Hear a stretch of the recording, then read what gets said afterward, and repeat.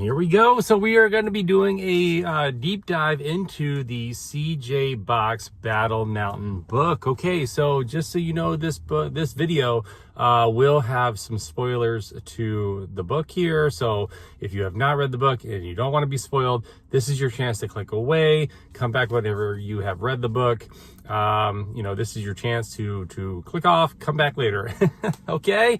All right. So if you're still here, welcome. My name is Jason. CJ Box and the Joe Pickett series. Am a big fan that actually my wife introduced me to, not too long ago. So she got me going on it. I started with open season way back whenever he first wrote. I believe that was in 2001, and have basically binge read all of his work up into this guy here. Okay, and it is the end of 2025 here, and I see that he has another one coming up. So this is his 25th book. All right, so we're gonna jump into this here. So Battle Mountain is symbolic in the series, and it's not the first time that this structure has come up in the series. Okay, but in this most recent one, this is actually where Nate Romanowski, Geronimo Jones, Joe,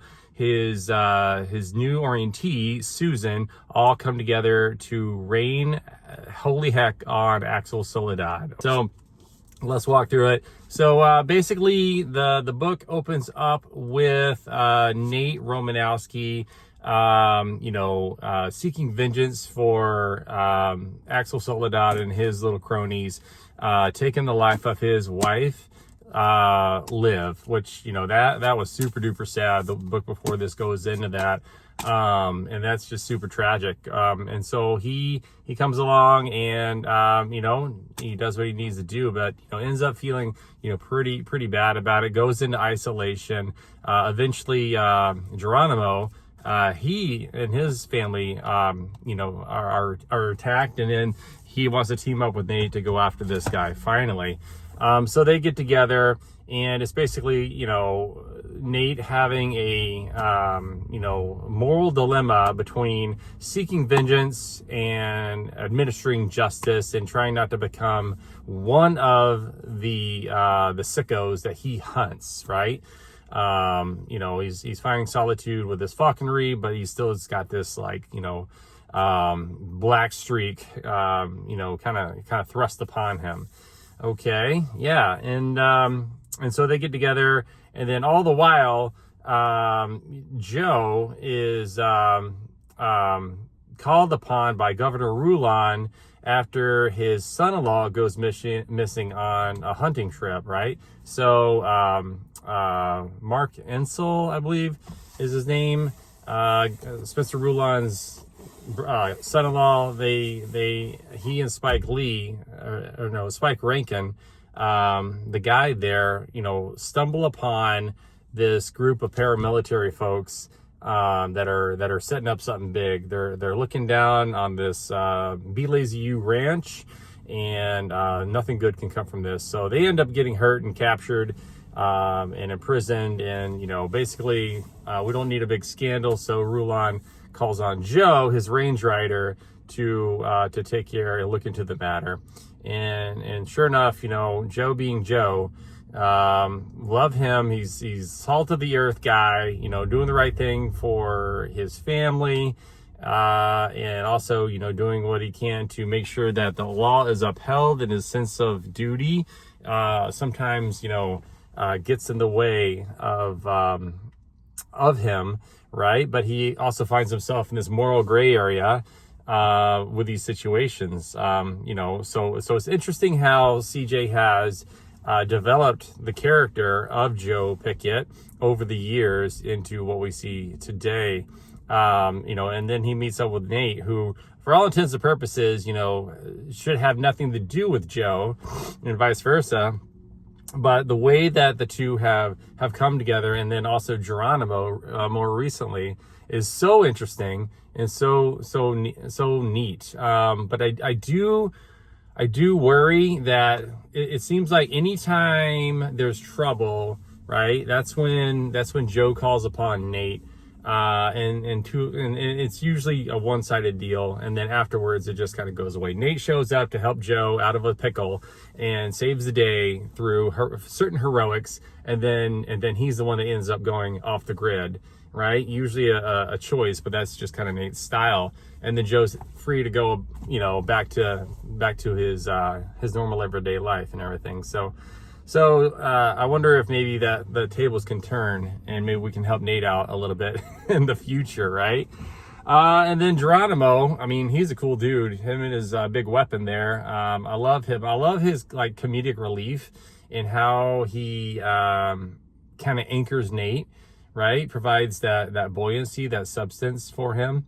And it kind of works out good the way they team up on Battle Mountain as we kind of go in. Okay, so back to the story, right? The son-in-law is being held prisoner as at the same time. The subplot is we've got this Centurion group going on at the Be Lazy U. They're all getting together. It's all these like super high speed, high ranking, very important people from, all around the world, basically. A lot of, high up CEOs, arms industry, that sort of thing. Basically, if Axel can take this group out, he will definitely deal a huge blow to the nation, right? And defense and everything. And that's kind of Axel's big MO is getting back at the country that let him down, that injured him deeply, like personally and all that stuff. So a couple books ago went into Axel's backstory and everything. But, and then Nate also has a similar background too, where he was kind of, given the shaft, right, from his superiors. But, the backstory to that was also dealt with a couple stories ago too, but the two end up being on completely different sides of a coin, right?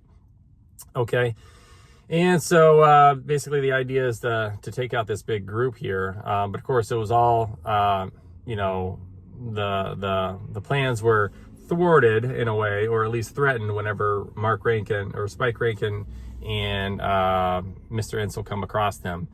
Right? Not something that Mr. Soledad was anticipating. So basically the big culmination of where we have our insider.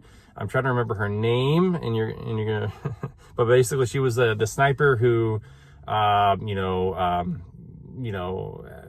basically was given some orders that she questioned, and people were hurt as a result of what she feels were just the wrong call. And so she's got a personal stake in the matter. Axel found her, and so she's working waitress, like kind of undercover splitter agent for the Centurion group, and eventually is going to take part in a big way to take him out from the inside and let the cavalry in, Axel and his crew. But Nate gets to her first, and talks her off the ledge, if you will, talks some sense to her, finds some common ground, and eventually nothing bad becomes of it. All right, and so that group is saved. That little subplot about the Centurion group, I don't feel is central to the story. It provides threads and common ground and kind of carries the story along. But I feel like this is really about Nate. He's definitely big in this one, and kind of his struggles, right? And then basically Axel gets away. He's on the move, and then we have Nate and Geronimo going after him. Joe comes after him. They all kind of converge. There's a shootout. Axel, being true to Axel, is he's fleeing. Well, he leaves his supporters in the wake. But while he's fleeing, he gets shot, and he's trying to run Joe down with the ATV. But eventually, Nate is the guy that does the deed. He seals the deal with that good old 454 of his. And afterwards, just kind of there's this bittersweet sense of closure to the whole thing. It's like I've done this, but I have so much blood on my hand. I mean, Nate, the bodies have stacked up in a big way, over the years. Poor guy. And Nate does a good job in making sure that what he does is justified, but it's not without, his a piece of his soul, right? So hopefully Nate can get the rest that he needs, maybe find some peace. Hopefully in this next book, we'll give him a chance to kind of relax there, and then and maybe focus a little bit more on Joe and kind of going from there. But we'll see. I see that the new book is called Crossroads, and it's coming up in February of 2026.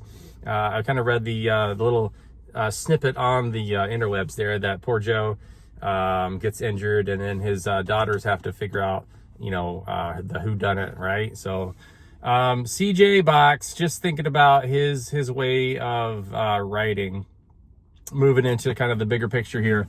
I absolutely adore the way CJ writes. His pacing is very good. I mean, a person like me who does not have a huge attention span, like CJ is perfect for that. There's no real opportunity to get bored with his stories, because he basically hooks you in the first paragraph or two and then just takes you on this roller coaster ride, man. It's like, buckle up, Buttercup, because it is game on. And so you go through this story that is not just one-sided. CJ does a great job of pulling in all the main characters and kind of telling the story from either side. And there's even along the way where like party A that'll be the focus in that chapter, but they'll see like party B doing something or whatever, and then it'll flip back to party B, see A and whatever. So I think about Joe and Nate, they kind of cross paths. So it's really cool. And then the way that CJ writes is extremely descriptive visual wise, as well as just like he engages all the senses. So, I'm slightly familiar with Wyoming. I've been out there a couple of times. My wife is from that region, so thinking about Yellowstone and northern Wyoming and Montana and Idaho, in that area, that these books definitely are set in. I can see what he's talking about, but even if I didn't know those areas, I would have a very good idea based on how CJ writes, from the sagebrush and just the weather. Anytime there's like a snowy weather scene, he does a good job, and also can use the weather and the scenery as like kind of a sub character too. Like, we got a big blizzard coming in, now that roads are going to be shut down, and it makes getting to the bad guy or finding clues or whatever it is more difficult. Now we have that sense of urgency too. And he reminds you along the way over and over and over of what's going on, whether it's light, whether it's dark, whether the weather's foul, whether it's not, and how that plays into the story. So great job, CJ, with that. That's super awesome. And then how he develops his characters. I do enjoy that CJ's stories and Joe Pickett tend to stay put in Saddle String, and you see a lot of the same places, right? Like the same burglar partner. His house is flipped around a bunch of times, but you have a good understanding of his house, his pets, his family, like what they're up to, as they kind of weave in and out of the story. His wife, Mary Beth, as well as the other characters, Geronimo, which we know a little bit about him. We're learning more and more about him as we go. Nate, especially, as he's kind of going from supernaturalist to businessman to back to naturalist. All right. And then getting a lot of that, and also having the good backstory that it wasn't just in one book that he talked about the backstory of some of these characters, but he reminds you along the way of some of that. So it's nice to have those reminders. So, if you do kind of zone out on any of these, pieces of the book, which, good luck zoning out with his pacing, but he's, nice enough to remind you along the way in that sort of thing. So, yeah, so the way he writes is really good. And, I see like there's a couple of other authors out there that, write about that area and everything, and other mystery writers and stuff like that. So So that's what I got about him. So guys, if you are reading something, let me know down below, comment down below. Let's get this discussion going. I think it's cool. I do try to read actual books as often as possible, but if I'm being realistic, I work every single day, work full time, and there's just a ton of activity. So I do tend to listen to books more than read these days, but hopefully we can get back to the actual reading soon. Okay, but either way, like as we consume these books, let's talk about them. Okay. So maybe I'll put another video out after this one tomorrow about the books that I'm reading now. So right now what's going on that I'm listening to is actually the second iteration of the Ringworld series by Larry Niven. And I know that was like written back in the day, but I read the Ringworld 1 a couple years. No, it was like 2 years ago. And then now I'm into book 2 here. And then I can like talk about all these other books that I'm reading as well, kind of going forward. Okay, everybody. So that's what I got. Hopefully you guys found this interesting. Comment down below with what you're reading. And what do you think about this, backyard reads? I understand that I'm in the car. It's getting dark here in Minnesota. So if I waited till I got home, it'd be pitch black. And there's like a ton of activities at home that I actually need to go to now. So thank you guys so much. Have a wonderful night. We'll catch you in the next one.